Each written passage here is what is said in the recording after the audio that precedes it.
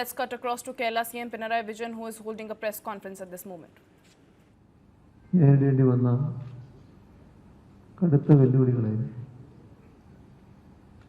എന്നാൽ ഈ എല്ലാ വെല്ലുവിളികളെയും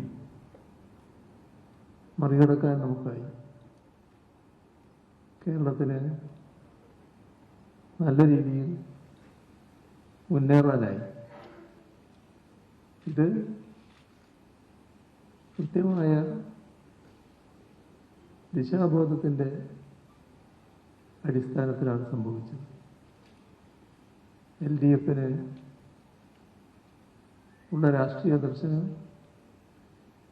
അതോടൊപ്പം തന്നെ സംസ്ഥാനത്തിൻ്റെ കാര്യത്തിലുള്ള വ്യക്തമായ ദിശ. Ensuring that the development of the state is kept in focus in our manifesto. നമ്മുടെ സംസ്ഥാനത്തെ മാറ്റങ്ങൾ ഉണ്ടാക്കുന്നതിന് ഇടയാക്കി. വികസനം മനുഷ്യകേന്ദ്രീകൃതമാണ്. We are in fact focused on the people's welfare. എല്ലാ വിഭാഗത്തെയും We are also ensuring that the manifesto looks into the concerns of all the people of the state of Kerala. ആദ്യമേ തന്നെ പറഞ്ഞിരുന്നത് സാമൂഹ്യ നിരക്ഷരമായ വികസനമെന്നാണ്. We are in fact looking at grassroots level development, and focus and efforts will be tied to this.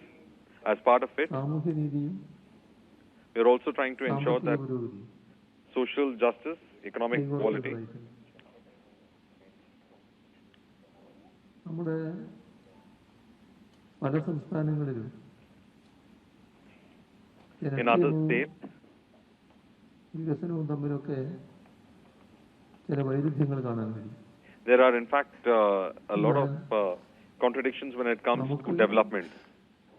രണ്ടും ഒരുമിച്ച് മുന്നോട്ട് കൊണ്ടുപോകാൻ കഴിഞ്ഞു എന്നാണ്. Why is it that we were able to have everybody together and take them forward in development? പ്രത്യേകത സ്ത്രീ ശാക്തീകരണ കാര്യത്തിലാണ്. ഈ ദശാബ്ദത്തിൻ്റെ പ്രത്യേക നേട്ടമായി തന്നെ അത് ചൂണ്ടിക്കാണിക്കാൻ പറ്റും. We are in fact focused on unity. ശക്തിയിൽ സ്ത്രീകൾ സാമൂഹ്യവും സാമ്പത്തികവുമായി മുന്നേറുകയുണ്ടായി. സ്ത്രീകളുടെ തൊഴിൽ പങ്കാളിത്തം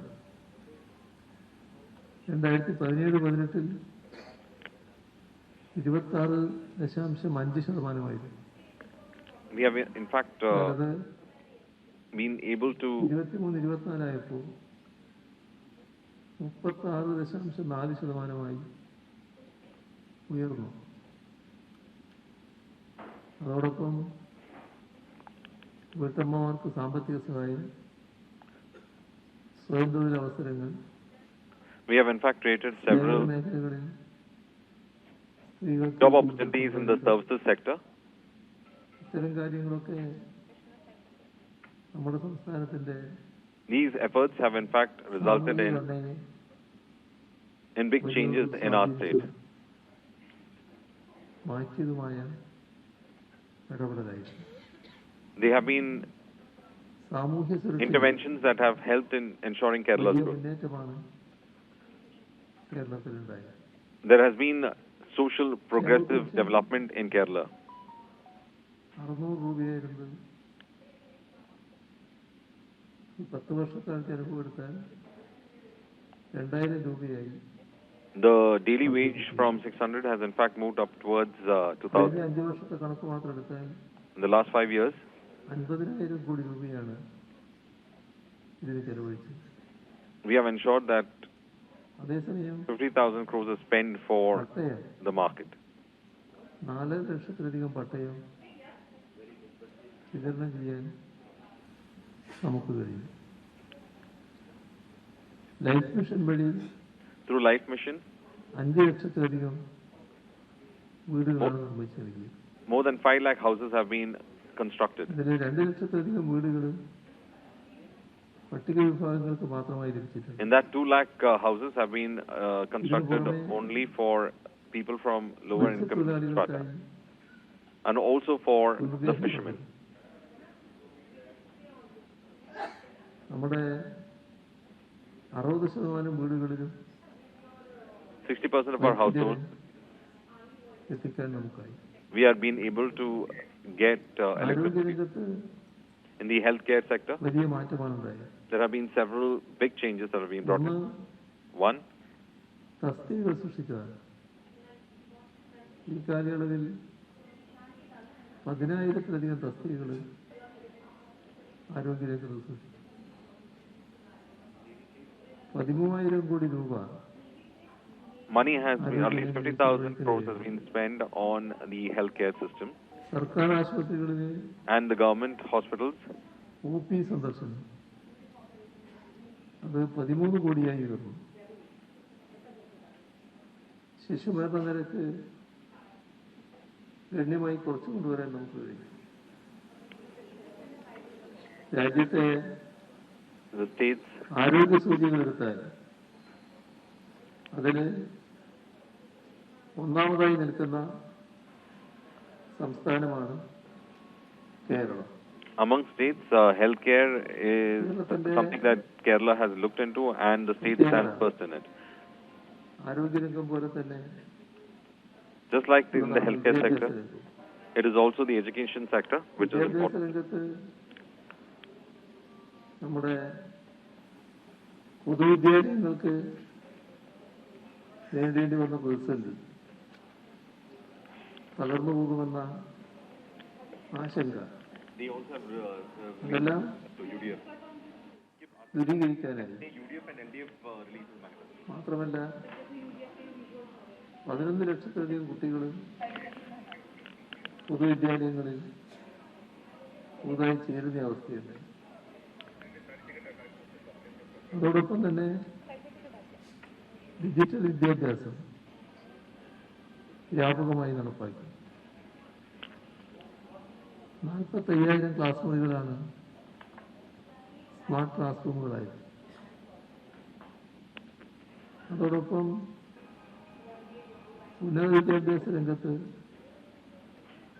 ദേശീയ തലത്തിൽ നല്ല മുന്നേറ്റം കൈവരിക്കാനായി. അടിസ്ഥാന സൗകര്യ രംഗത്ത് ഏകദേശം 2 ലക്ഷം കോടി നിക്ഷേപ പദ്ധതികളാണ് നടപ്പാക്കി. ദേശീയപാത വികസനം, വിഴിഞ്ഞം തുറമുഖം, കേപ്പോൾ ഇവയെല്ലാം കേരളത്തിൻ്റെ ഭാവി സമ്പദ് വ്യവസ്ഥയുടെ അടിത്തറയായി മാറുകയാണ്.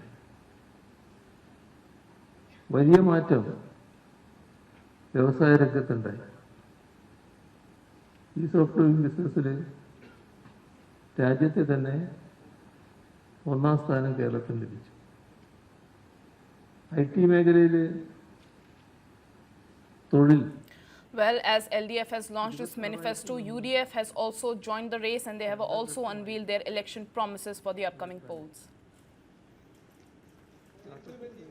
Guarantee which the Congress party declared before the election in Telangana, he implemented it within 100 days. We hope that we are also on the same path. നമ്മുടെ രാഹുൽ ഗാന്ധി പുതിയുഗ യാത്രയുടെ സമാപനത്തിൽ പ്രഖ്യാപിച്ച 5 ഗ്യാരണ്ടികൾ നിങ്ങൾക്ക് എല്ലാവർക്കും അറിയാതെ UDF മാനിഫെസ്റ്റോയുടെ ഭാഗമാണ്. Pinarayi Vijayan, the Kerala CM, has launched the manifesto for LDF. He said that the focus will be on focusing on the grassroots level development, and the focus is on unity and making schemes that will take everyone together in the field of development.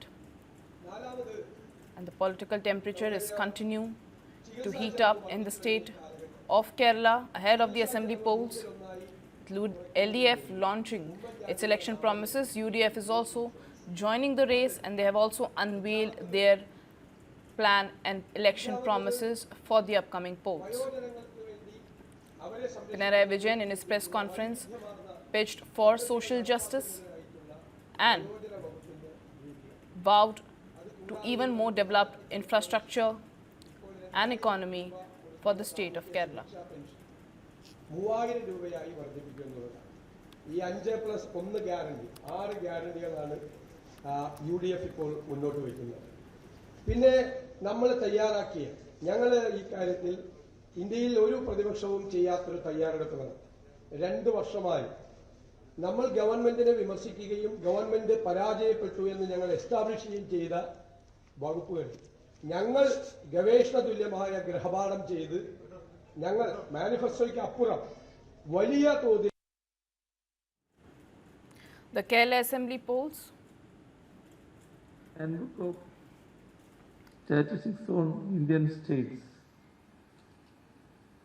Reserve Bank The polls are scheduled to be held on April 9 and will see contest between 890 candidates from various political parties seeking the mandate over 2.7 crore voters in the state. No.